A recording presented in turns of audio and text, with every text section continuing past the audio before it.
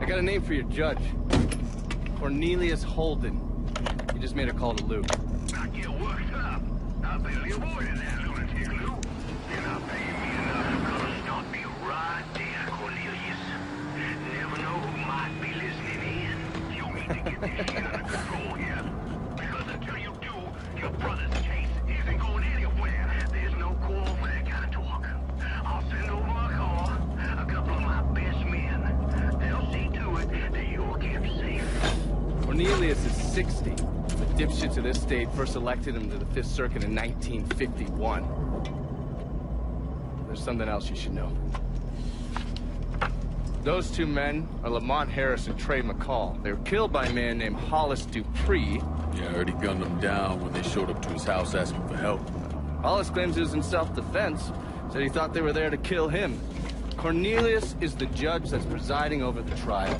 So killing him might kick up a lot of noise.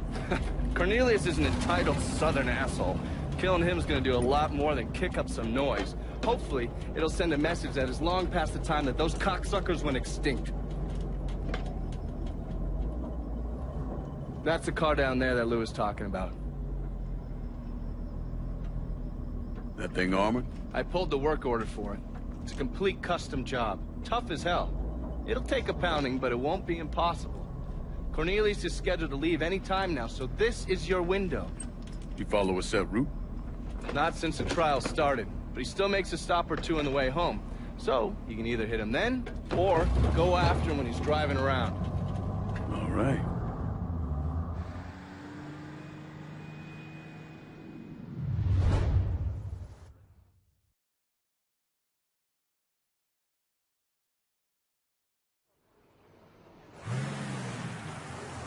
And watch out for the cops.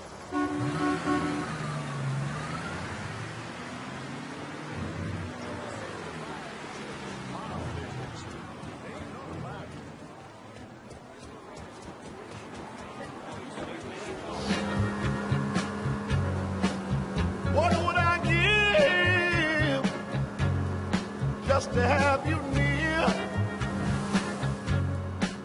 Tell me you will try to slip away somehow. Oh, I need you, darling.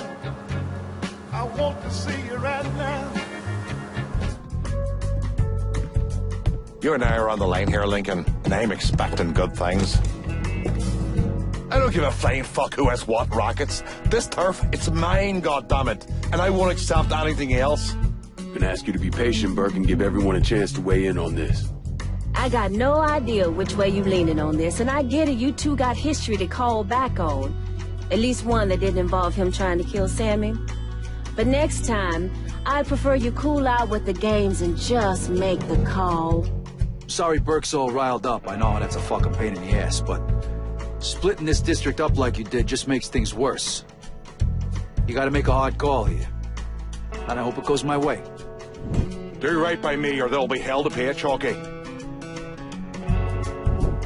Trust ain't something that comes easy to me, kid.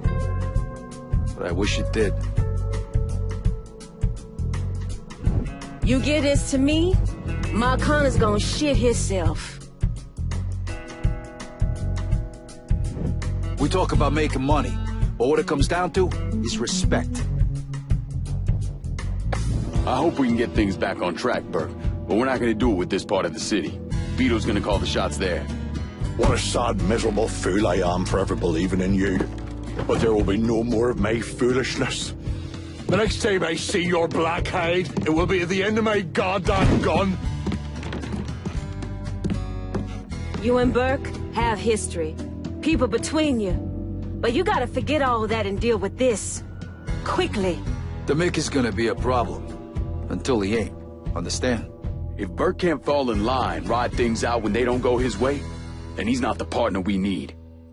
I'll deal with him.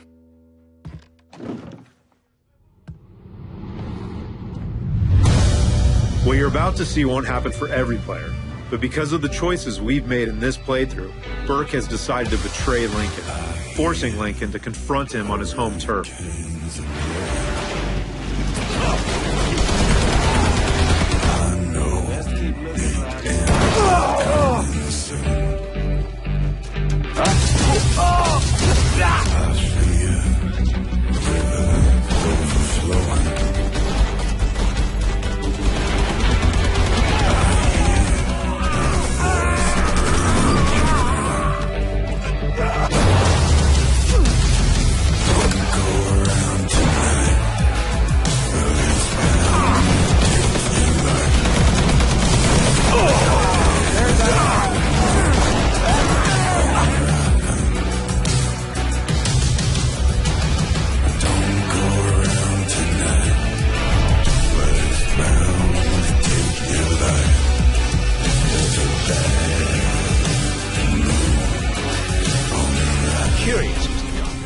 How exactly did you amass such a detailed knowledge of New Bordeaux? Like I tell any of you assholes. Mr. Donovan. Look, New Bordeaux's more than an outline on a map. It's a collection of districts, cultures, people. My job was to listen and observe. Identify the relevant target. Provide Lincoln with a blueprint. He did the rest. Could you give this committee an example of what you mean? Yeah, all right. Take Delray Hollow, where Lincoln grew up. The hollow's filled with pride, hope. Up beneath that is a layer of fear, of anger, with a sense you gotta scratch and claw for everything. The fuck are you? Frisco Fields. Manicured lawns, perfect smiles, southern charm. Thing is, it's all a show, a facade. Just because the knife comes out of a monogrammed sleeve doesn't mean it won't cut your throat. The French War. Home to every fantasy and perversion you can imagine. But if you're not careful, those appetites will come back around on you. Be the very thing that kills you. Bayou Phantom. It's beautiful down there. Serene even. But it's also vicious, wild, unpredictable. Ah, yes. Pint for done. A proud people, the Irish. The entire district runs on whiskey and rage. People up there never back down. Never. On the surface, South Downs looks like a nice blue-collar neighborhood. Safe. Friendly, even. It's all a cover, though. Cover for violence and lawlessness. You could almost mistake Barclay Mills and Tikva Harbor for normal American industrial zones. But in order to do that, you'd have to ignore all the brutality and workplace accidents. Downtown, the prosperous heart of the city. Concrete, steel, wheels of government, and greasing the whole thing is an endless stream of graft and corruption. Then there's River Row. Whole damn district's just one never-ending knife fight. This is all very poetic, Mr. Donovan, but it doesn't explain... How Lincoln Clay took down the entire city in the summer of '68? He did it by mastering the one thing everyone in New Bordeaux understands.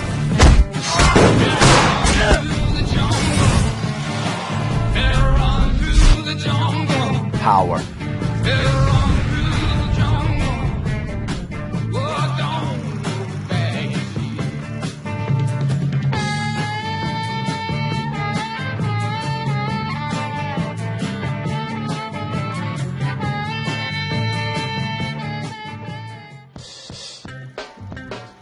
I understand that Lincoln Clay's action was the result of a vendetta against Sal Marcano. But why did the pursuit of that vengeance lead Mr. Clay to unleash violence and destruction throughout the entire city? But, Senator, that's the beautiful part. Sal owned New Bordeaux, so Lincoln could treat the whole city as one giant target. Men with power like Sal Marcano, they think they're untouchable. I don't have it in me to feel shame for the things I've done. Never have. What they don't want is for you to start picking at the loose threads at the edge of their empire. Disrupting the drug market from the street up.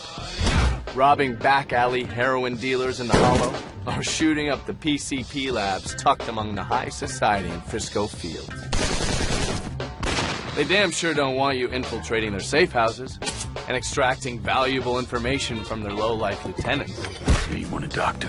Then you better tell me something worth hearing. They tend to get annoyed when you start hunting two-bit pimps through the French ward one by one. Terrorizing old Uncle Lou Marcano's well-paying Johns, and grinding the flesh trade in the city's bordellos to a crawl. Came in and killed everybody. They definitely don't want you to keep pulling the thread till you're shooting up the casino boat that chugs through that muddy bayou. I want you to send a message to your brother. Pull enough thread and the whole operation starts to fall apart. Should have saved a bullet or two. You muscle in on Enzo Conti, interdict all that lost cargo that fell off the car in a train yard somewhere in Barclay Mills. The guns, the cars, the human beings. You choke off every single black market pipeline that keeps the Marcano Empire afloat. Lincoln Clay! Lincoln Clay! Every lowlife ball of piss in this city smells blood in the water. My blood! Then, and this is the absolute last thing they want, is for you to start building your own thing on the same spot where you tore theirs down. Once it's in our hands, I'll decide who gets to run the day-to-day. Men with power like Sal Marcano never understand how quickly they can lose it.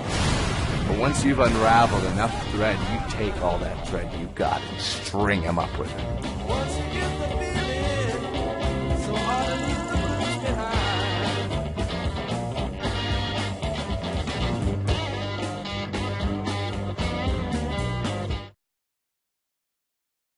PlayStation. And the weapons. The tools Mr. Clay used to terrorize the citizens of New Bordeaux. I suppose you furnished him with those as well. Actually, no. Don't get me wrong, Senator. I would have given him any gun, knife, or bomb he asked for. What can I do for you, Lincoln Clay? But like I've said, Lincoln never had trouble finding a weapon. And just how does he accomplish that? Help me kill Sal Marcano. For most of that summer, one of his underbosses, Cassandra, she ran the Haitian gang, looped him into a sweet little arms smuggling ring she had going. That kept him squared away. There are stashes of guns hidden in this city. Full-service operation. They aim to please. Pistols, rifles, shotguns, ammo, you name it.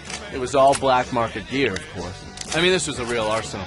If the VC had been this well provisioned at the drain, the whole damn war might have turned out differently. Extended clips, perfectly tuned sights, hollow points, silencers.